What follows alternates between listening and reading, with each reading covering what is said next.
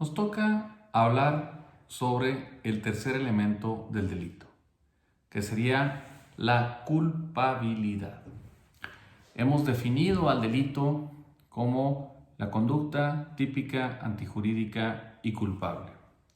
Hemos señalado previamente que la tipicidad y la antijuridicidad, como los dos primeros elementos del delito, se refieren a la acción.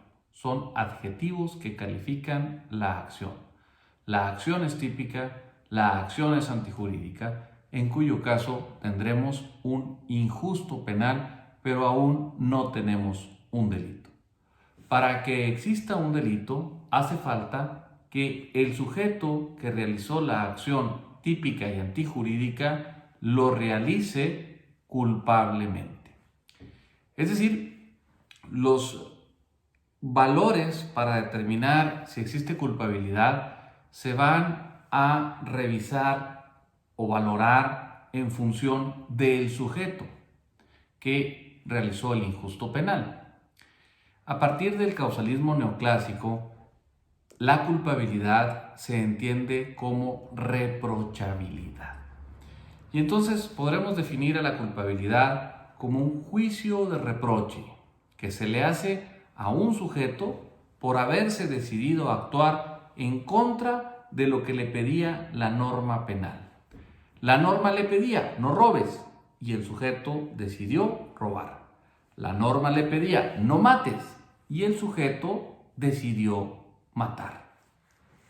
Tendremos que recordar que la estructura de la norma penal se compone de un tipo penal, supuesto normativo, y una amenaza de pena. Al que prive de la vida a otro, se le impondrán de 12 a 25 años de prisión.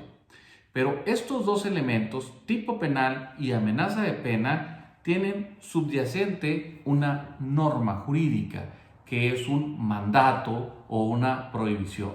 Se prohíbe matar. Eso es lo que la norma nos mandata como un imperativo. Y, por lo tanto, cuando Juan mata a Pedro, pues su conducta va en contra del mandato de la norma.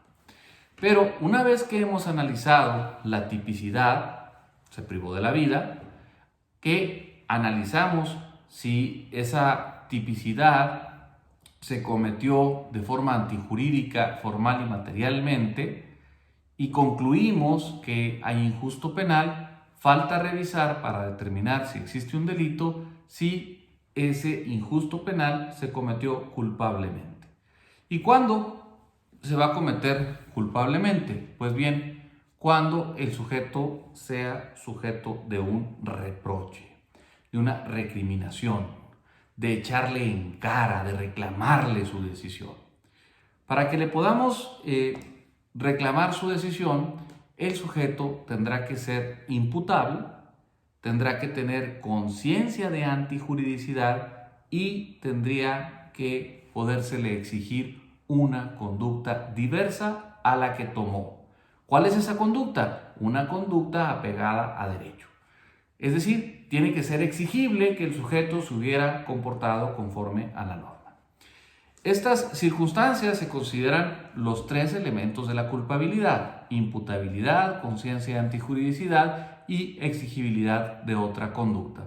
Esto, como hemos platicado previamente en este curso, pues lo consideramos a partir del finalismo, en el cual la imputabilidad deja de ser un presupuesto de la culpabilidad para convertirse en un elemento del mismo.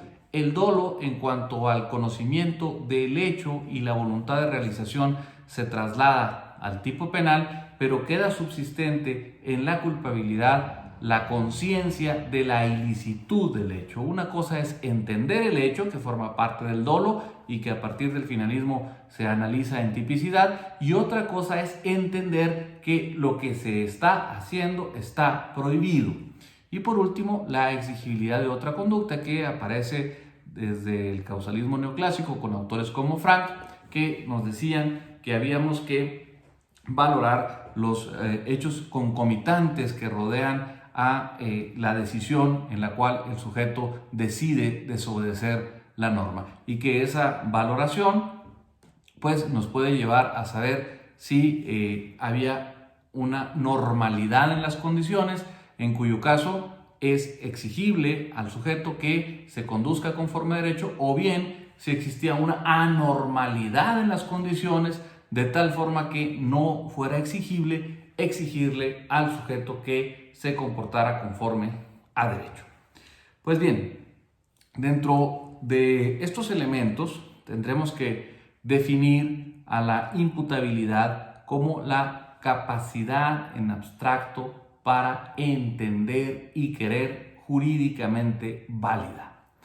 Es decir, no podremos reprocharle una decisión a una persona que no es capaz de entender la realidad. Si no es capaz de entender la realidad, ya sea por una condición mental, psíquica, o bien por una disposición legal, como sería el caso de los menores de edad, pues entonces no es susceptible de reproche jurídico penal. Así entendemos que las causas de inimputabilidad serán, en primer lugar, la minoría de edad, aquellos que, de acuerdo con la legislación de cada país, son considerados que no son susceptibles de ser sujetos de derecho penal porque son menores de edad. A ellos los vamos a considerar como inimputables. Aquí tendremos que tener cuidado porque la doctrina, la teoría de la justicia de adolescentes, pues nos establece que sí son sujetos de imputación, pero es un régimen jurídico especial, en el caso de México contemplado de manera particular en la Constitución, para quienes no son imputables legalmente, y aunque tienen consecuencias jurídicas por su conducta, y aunque se siguen investigaciones, y aunque incluso hay tribunales especializados de justicia de adolescentes que valoran los hechos y se les impone consecuencias jurídicas respecto de sus conductas, no se consideran penas, por lo menos desde el punto de vista formal, aunque en muchas ocasiones pues el internamiento en los centros especializados para menores, que tienen una duración a veces de hasta 5 o 10 años, y pues la pena privativa de libertad, no encuentran una diferencia sustancial. Pero para efectos teóricos, un menor de edad es inimputable y por lo tanto no es sujeto de reproche. Si todavía la ley no le considera la capacidad para entender jurídicamente válida, luego entonces no es posible que desde un punto de vista penal le sea reprochable su decisión.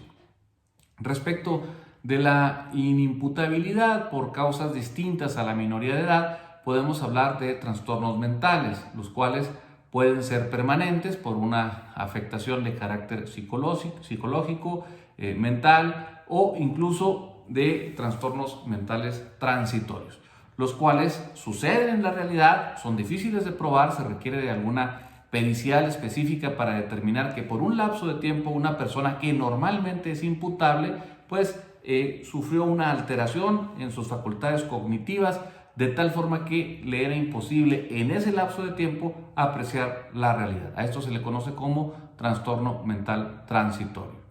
Dentro de la imputabilidad debemos de hablar de una figura que se conoce como la actio libera in causa, acción libre en su causa.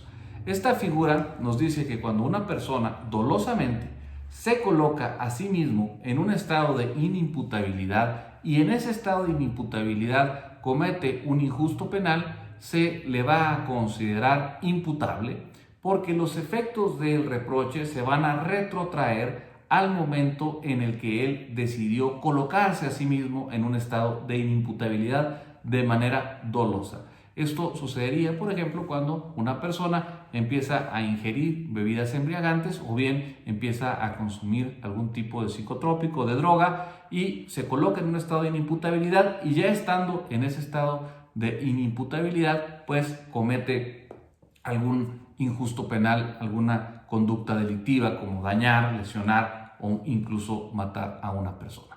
En este caso, la ley, siguiendo a la teoría, nos dicen: te voy a reprochar porque en el momento en el que tú decidiste colocarte en un estado de inimputabilidad, estando consciente, sabías que al estar en ese estado podías cometer una conducta que pudiera ser típica. Y aunque estabas inimputable en el momento mismo de la conducta, lo cierto es que esa inimputabilidad fue causada por ti mismo. Por eso se llama una acción libre en su causa. En tu libertad, tú te causaste esa inimputabilidad, de tal forma que lo que hayas cometido en ese estado se te va a reprochar como si hubieras estado imputable, tal y como lo estabas en el momento en el que decidiste colocarte en ese estado.